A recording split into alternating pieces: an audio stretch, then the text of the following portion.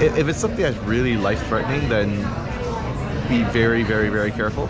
Here in Medellin, I've heard a lot about Pergamino, which is a cafe that's especially popular with people that are sort of remote working or co-working, but also the locals seem to have really jumped on the bandwagon with them too. And from what I understand, a lot of the coffee traditionally that was really high quality was exported outside of Colombia, and so it's usually the stuff that's lower quality that was in the country.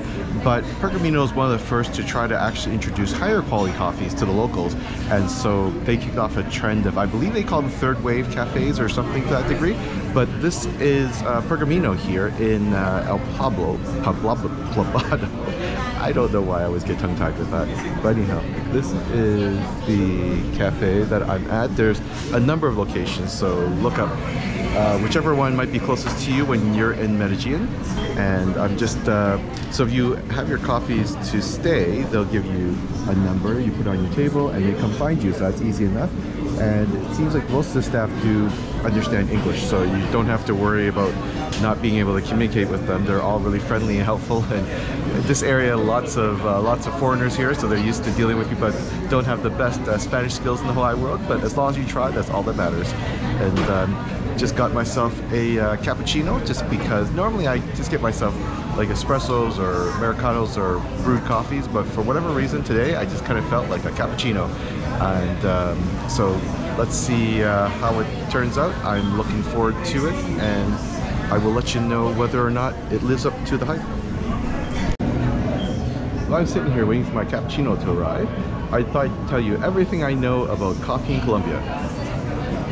Not a lot, other than what I told you earlier about how they used to export more, and it still is that most of the high quality beans get exported because there's a lot of money to be made in that, and so of course they want to make the maximum amount of money they can. So traditionally, most of the people here, once again, either drank the lower quality stuff or kind of got used to drinking instant coffee. A lot of people drink instant coffee here, and so that surprised me a little bit, just because it's a place that's so known for producing just amazing coffees. But it does make more sense now that I found out that they export the expensive stuff, which is too bad. But I am glad to hear that more and more of them are being able to find a good cup of coffee these days. So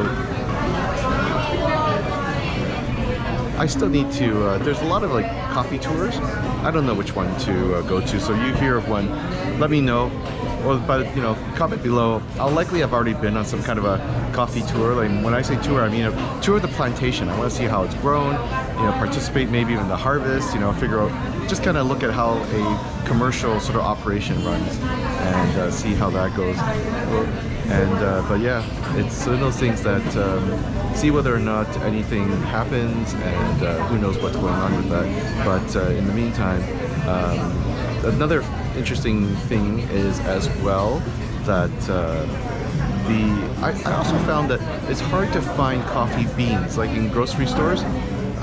Most of the beans in the grocery store tend to be already pre-ground, and so that's something that is interesting as well. Don't know if that's just a thing here or whether or not just people don't necessarily believing, here it is, my coffee, gracias. There's my cappuccino. Look at that. I always love myself some good coffee art, and this is a common design. I'm always curious, like it always makes me happiest when I get an unexpected design. So this is, while this is pretty and it's amazing, every so often I just see them throwing something weird, like maybe like a turtle or something. I don't know, but I understand time is money, so they're very busy here, so they gotta kick these out as fast as they possibly can. So let's give this cappuccino a try, and so it's just the straight up cappuccino with regular milk, which I think it's leche normal, I think they said, or there was another word which I don't remember what they said to me, but it was the word I did not understand at first, so they switched over to English to be nice. But let's see what's going on here. Ooh, okay, that's nice. All right, so definitely the beans, that's a nice smooth, flavorful bean that's just the right balance for the milk. Oh yeah, that's nice. Because I've had a lot of cappuccinos where the coffee just is so overpowering. I don't know what they're thinking. I think it's maybe that they assume that most people will add something to it, and I don't. I mean, I'll just leave the milk on its own. But I think they think that because there's other things in there, and most people probably add sugar, that they can just use like, you know, just not great coffee beans to make cappuccinos or something. I don't know what's going on. But yeah, no, this is really nice and balanced. Not, you know, just the right amount of sort of bitterness and not a lot of. I'm not a huge fan of coffee beans with a lot of like citrus notes, or as I call it, sour coffee.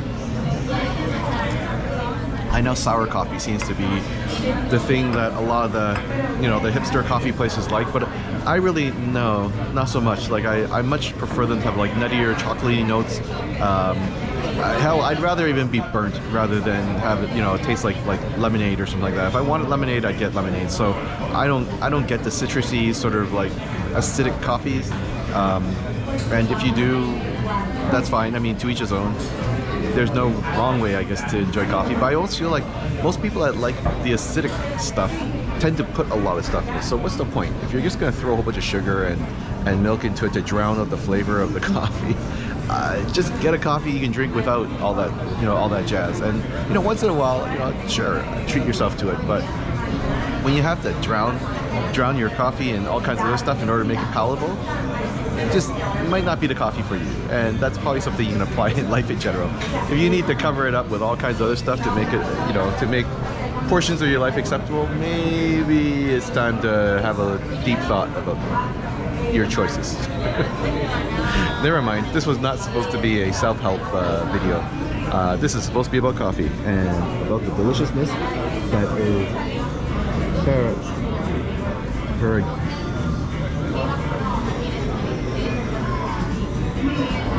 I suddenly forget the name of the place. Pergamino. I don't know. I'll over it. Yes, about the deliciousness of the coffee. So I'm gonna switch off and enjoy a few more sips. Here's more coffee talk with King. So just some quick observations. I've been here about a week and a half now, and so some quick observations that I've had about some of the transitional things that you might run into if you're coming from North America. And, you know, pace of life here is definitely slower, so just be ready for the fact that things will just kind of happen in their own time. So don't be too frustrated if, you know, if the service is a little bit slower than you're used to at a restaurant, or if even the order takes a little bit longer than you're used to come out. It'll show up eventually. I mean, of course, it doesn't hurt to double check with your waiter or waitress just to make sure that your order is on its way and that no one's forgotten anything. But understand that it's not going to happen quickly. People on the streets also walk a lot slower. Partially that's probably because of the heat as well, but the pace of life here is just a lot slower. So if you're used to a much faster pace of life, just chill and all will be well. And sometimes also, on top of the communication sort of it's kind of we'll call it a communications barrier, I find that they're just not always completely on the ball about fulfilling your requests, let's say. So if you're asking for something, they might misunderstand too. I'm still trying to figure out if it's their misunderstanding or if they just forgot about things. So sometimes you ask for something, they'll say yes, and you'll think it's taken care of, but it isn't. So things aren't perfect. I mean, assume that 80% of what you're going to say will happen when they're going to say it. And there's also, actually, the other thing too is oftentimes with food allergies too, they're not, they're not taking it seriously. So just, if it's something that's really life-threatening, then be very, very, very careful. If it's just a food preference, assume there's a 50-50 chance that you might not actually get. They might not eliminate the food item you're looking for. So just go with it. Just go with it. So yeah, just because food allergies from what I've talked about with the locals, food allergies don't seem that common here. I don't know. It's because the food here just maybe doesn't cause allergies, or just the environments they're in. Maybe their animals have fewer chemicals in them, maybe their plants, you know, they use fewer pesticides. I don't know what it is, but food allergies down here really are not very common, and especially anyone that's gluten intolerant, that's almost unheard of down here. So once again, not sure what it is. Maybe it's something genetic, maybe it's something environmental, who knows what it is. But that's why when people talk about being gluten-free down here, it confuses them to death, because almost nobody is. So just things to keep in mind is that if you do have any food restrictions, and it's not because they hate you, it's just it's not something they're as used to hearing about. So that's why you're not being accommodated perhaps as well as you think. And let's see, what other weird things have I noticed? The exchange rates at the ATMs are horrible, so keep that in mind, because there's a lot of extra service charges that go into each transaction. So my preference is to use a credit card whenever I can, and especially get yourself, if you're traveling a lot, get yourself a credit card that doesn't have the foreign transaction fees on it. So that'll just make a world of difference for you. And it's just easier not to have to carry around a whole bunch of cash. But of course you do need some cash down here, because there are a lot of places still that only accept cash, so keep that in mind. The traffic, yeah, cars and bikes, everything, they'll try to kill you, so keep an eye out when you're crossing. Don't be sort of careless when you're crossing any roads. People constantly try to sell you stuff. Just keep walking. Don't even break stride. Just say gracias, thank you, and just keep walking. Don't stop to talk to them. People, unfortunately, I mean, it is, you do feel bad, you know, but that's just how it is, because otherwise every 5 steps you take, someone's going to try to sell you something or ask for money. And it's, if you want to give, go ahead, but I mean, you don't have to. Don't feel compelled to, because otherwise you're going to spend all of your time just giving out money or buying stuff off the street.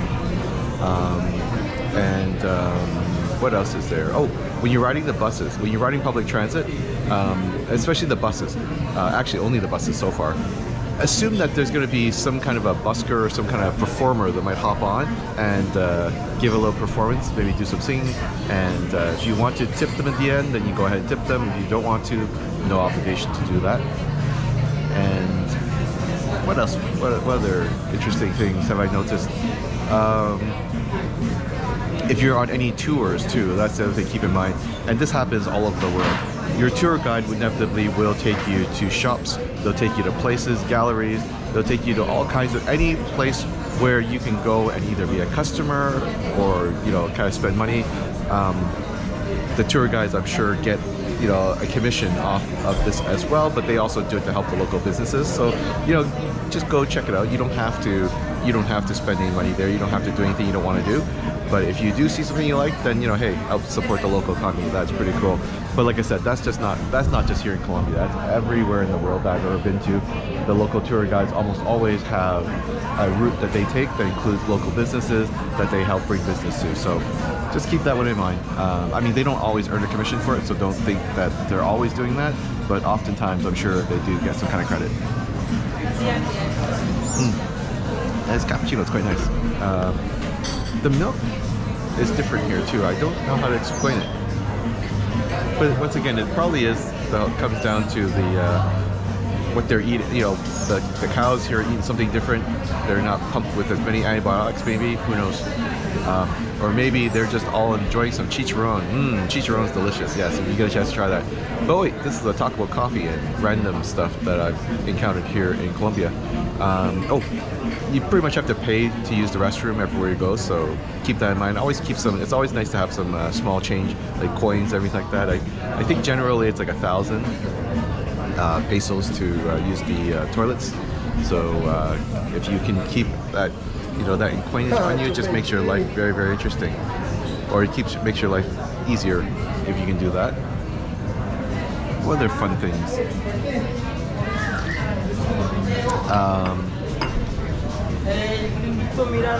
Of course, I probably shouldn't. I probably shouldn't have to say too much about this, but just kind of keep in mind that anybody random that comes up to talk to you, you know, take it with a grain of salt. I mean, they might just be being friendly, but at the same time, they might be up to something as well. So just kind of be wary of anyone that just randomly comes up to talk to you. If you happen to go to bars or clubs, like I said, keep an eye on your drinks. Make sure you see it prepared and keep it with you at all times. I mean, I have tendencies oftentimes to just drink beer out of the bottle, so that just makes it a little bit easier because I can see the bottle being open, or just it's a smaller opening, so less chance someone will slip something funny into my drink. And yeah, just generally kind of keep an eye on your surroundings. Don't display too much wealth, because they have something about, there's a phrase that something about a papaya, which I think applies here, but I can't remember it now. I'll see if I can remember it and put it up on the screen.